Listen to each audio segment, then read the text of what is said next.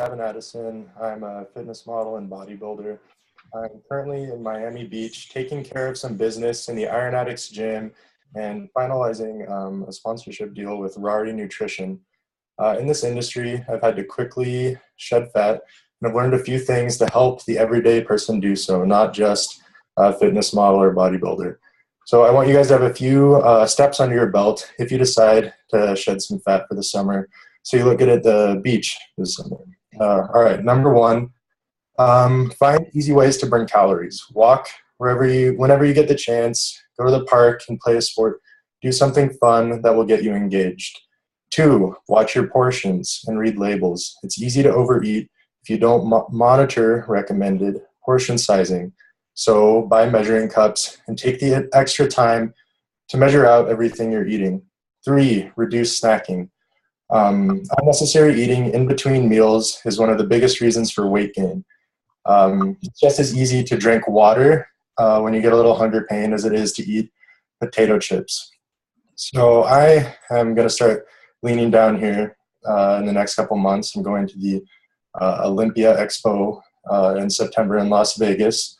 If you guys, those steps could help you guys lean out too, along with me as I get ready to do that expo.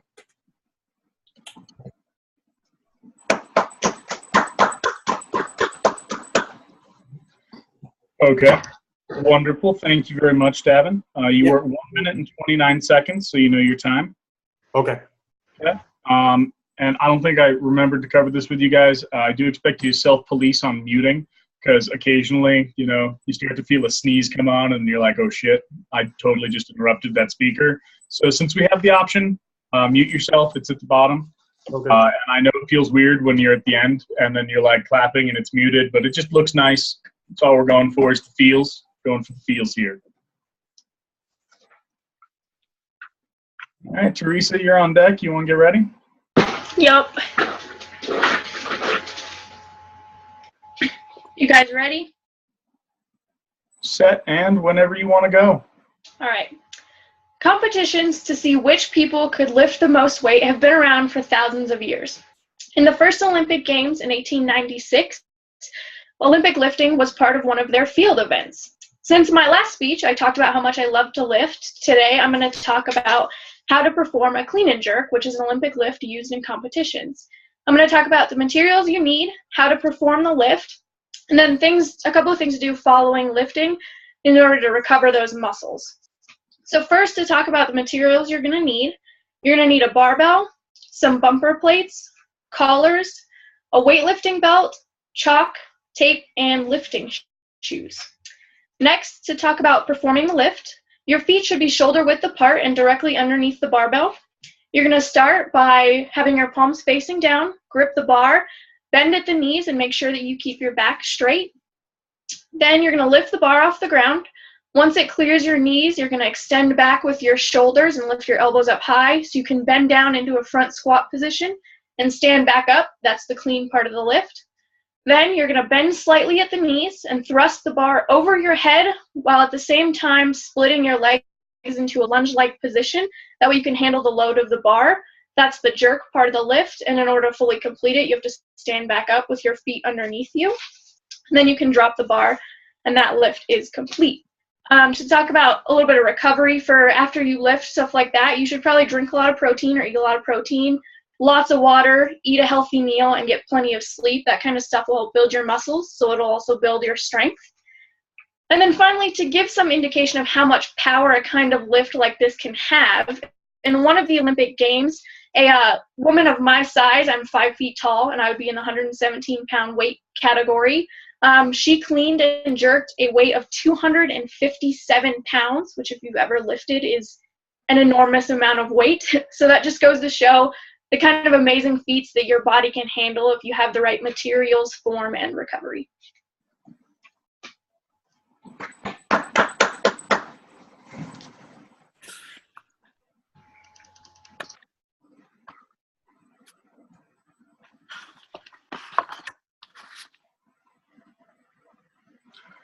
You were at 209, by the way.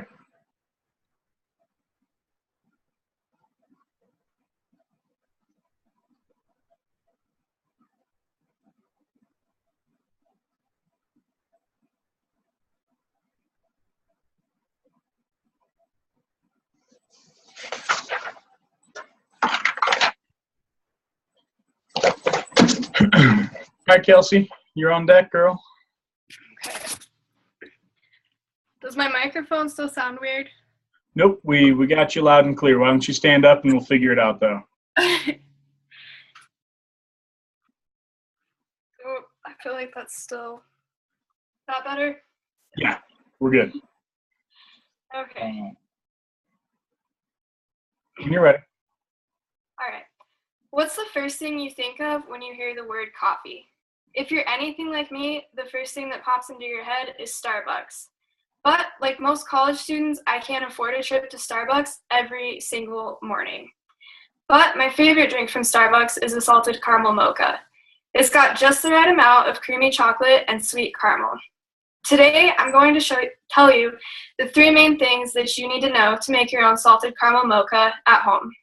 These 3 things are the materials you will need, the process of making one, and tips to help enhance the drink even more. So let's begin by reviewing the materials. First, you will need a Keurig, a microwave, a coffee cup, and a spoon. The ingredients that you will need are 1 K-cup of extra bold coffee, 1 cup of milk, Torani salted caramel syrup, 1 tablespoon of cocoa powder, 2 tablespoons of sugar, chocolate syrup, and sea salt. Now that we've covered the materials, let's begin the process of making a salted caramel mocha. First, you have to heat the milk in the microwave. This takes about 1 minute, but depends on different microwave wattages. Second, place the K-cup in the Keurig on the lowest water setting and brew. After it's done brewing, add the cocoa powder, the sugar, and the Torani salted caramel syrup and stir until everything is dissolved. Next, pour in the heated milk. Your last step is to drizzle the chocolate syrup and add a pinch of sea salt. So now you're done and you can enjoy. Since you know how to make a salted caramel mocha now, from the materials gathered, let's talk about tips to enhance the drink. First, it helps to froth the milk. You can do this in a blender or with a handheld frother. I bought mine on Amazon for $3, so it's super cheap and it adds the fluffy texture that you would get if you were to order this from a coffee shop. You can also add whipped cream to the top like Starbucks. And last, if you're a caramel fanatic like me, you can use a Folgers Caramel Drizzle K-Cup instead of the extra bold. So now you know everything that you need to know to make your own salted caramel mocha. If you're anything like the average college student, you need coffee to survive classes and exams. But who needs Starbucks now that you know the materials, the process, and tips to make your own salted caramel mocha at home? It tastes better and is much cheaper. So who needs Starbucks?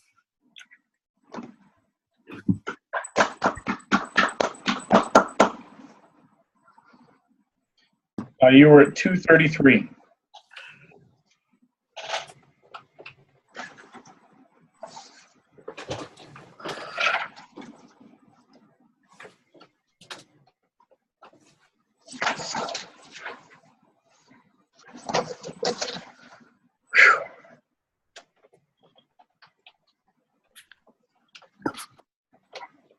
Ready?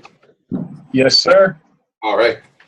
So Laramie is known for its cold winters and the flood of college students that pours in every fall. But if you can survive the winter and decide to stick around, you'll find that the summers in Laramie are just about perfect. With mountains and forests on both sides of the Laramie Valley, camping is a popular pastime. But what would camping be without s'mores by the fire? Today, I'm going to talk about the 3 steps required to make the perfect s'mores: gathering ingredients, cooking the marshmallow, and assembling the s'mores. So let's begin by looking at the first step. Before you can make the s'mores, you have to go out and gather the ingredients. To make a s'mores, you're going to need graham crackers, marshmallows, and milk chocolate. Typically, s'mores are made over a campfire, but if you're at home when the craving hits, you can cook it over a gas stove or a canister now. So once we have the ingredients, it's time to move on to step 2. Second, and arguably the most important step, is cooking the marshmallow. Skewer the marshmallow on a stick or a cooking rod and hold it a few inches above the flames. Rotate the marshmallow while it's cooking so that it doesn't burn on one side. And remember to be patient. Holding the marshmallow closer to the fire isn't going to speed things up. Your marshmallow is just going to catch on fire and you're going to have to start over. Everybody has their perfect marshmallow. So once the marshmallow cooks to your liking, pull the marshmallow away from the flame and it's time for the final step. The final step is assembling the s'mores. So break the graham cracker along with a nice perforation line so you get 2 even squares. Break off 2 pieces of milk chocolate so it makes a square that's going to fit onto the cracker. Place the square on the chocolate square on the cracker and use the crackers to remove the marshmallow from the skewer. At this point, the marshmallow is sandwiched between the chocolate and the crackers, and the heat from the marshmallow is going to start melting the chocolate, and the s'mores is ready to eat. So we've talked about the 3 steps required for the perfect s'mores. First, gather the ingredients: graham crackers, chocolate, and marshmallows. Second, heat the marshmallow over the fire. And third, assemble the s'mores by sandwiching the marshmallow between the crackers and the chocolate. So now, with these 3 simple steps, you can make the perfect s'mores next time you and your friends go camping.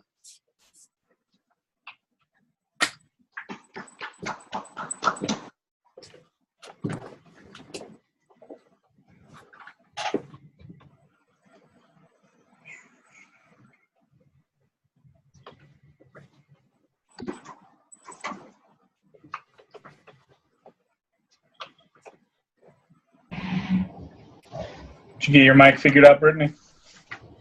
Can you hear me okay? Yeah, I Okay. can. Wanted to make sure you were good. Thank you. Whenever you're ready.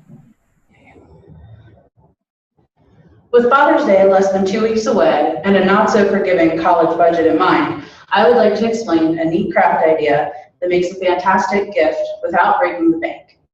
We will look at how to literally transfer a photograph onto a piece of wood. In order to fully understand this process, we have to first know what the materials and procedure are, or preparation are, then how to actually transfer the image onto the wood. To get started, we have to know what materials and preparation are necessary. You're going to want to choose a photo, make a LaserJet photocopy. The process itself will cause there to be a mirror image, so flip it before you make the copy if you want to avoid that. You will also need a pair of scissors, water, Mod Podge, sealant, a washcloth, a sponge applicator, some type of plastic card, and smooth wood. All of these materials are far under $20 and can be used for multiple transfers. To prepare, simply trim the picture, make sure that it fits to the wood that you've chosen the way that you'd like it to. Now that you have the mats and preparation taken care of, let's move on to the actual application. For our second step, how do we actually transfer the picture onto the wood? Coat the surface of your wood with a layer of Mod Podge using a sponge brush and making an even coat. Lay the photo ink side onto the sticky part and immediately use the card to try to force the bubbles out, but be gentle so you don't rip it. Wipe away any excess that squeezes out, and don't panic, that's normal. Let it rest for 8 to 24 hours so that it can dry and soak up the ink. After allowing ample time to dry, you're going to want to take a wet washcloth and with gentle circular motions, work water over the paper, which will peel away and reveal your image. Let it dry, then repeat the process 2 or 3 times until you get the desired picture. Make sure you don't push too hard or you'll destroy the image. After you have it looking the way you want, allow it to dry for about a couple of hours. And from there, you can simply spray on sealant and it will lock in the image. Now you have a complete photo on wood. You can further personalize and play with this by painting on words, writing a saying, layering in textures, staining the wood that's not covered with the picture, anything that you find fun. You now know how to create a beautiful picture to wood transfer. In closing, transferring a photo onto wood is a fun, personal, and inexpensive gift idea, which we've walked through making. First, you learned what the mats and preparation were, and then how to actually transfer the photo onto the wood. I hope that this project is a fun new gift idea that everyone can try and enjoy.